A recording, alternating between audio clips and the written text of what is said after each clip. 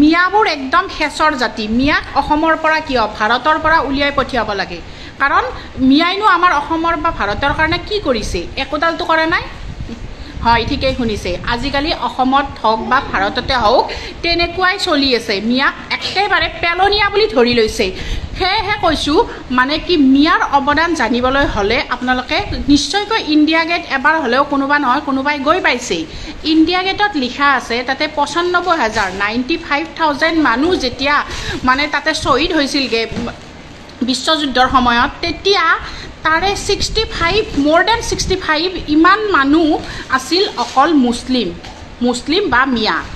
এই মানুহ আছিল। সেইসকল কি? সেইসকল দেশৰ কাৰণে প্ৰাণ আহুতি দিয়া নাই? সেইসকলক কিয় আপোনালোকৰ মনত নাই? সেইসকল ব্যক্তিক সেইসকল কি? সেইসকল মুছলমান মানুহ নাছিল?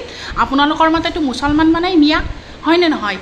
ভিডিঅ'টো শ্বেয়াৰ কৰি দিব যিমান পাৰে, যাতে সকলোৱে যিবিলাকে মিয়াক ঘিণ কৰে, মুছলিমক ঘিণ কৰে, সেইসকল ব্যক্তিয়ে যাতে এই ভিডিঅ'টো দেখা পায়। মুছলিম মানে গোটেই মুছলিমকে হাঁকাও, মানে একদম ব্ৰহ্মপুত্ৰৰ পৰা ভাহি কিনে বাংলাদেশত যাব লাগিব।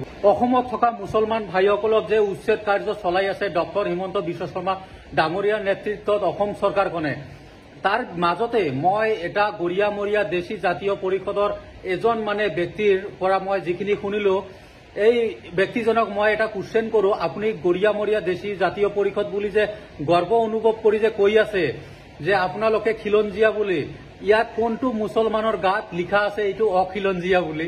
আপোনালোকে কওকচোন। আৰু এটা কুৱেশ্যন আপোনালোকক গৰিয়ামৰীয়া দেশী জাতীয় পৰিষদ ভাইক, যে আপোনালোকে কওকচোন যিবিলাক উচ্ছেদ চলাই আছে তাত কি এজনো গৰিয়ামৰীয়া দেশী জাতি পৰিষদ নাই নেকি? নিশ্চয় আছে।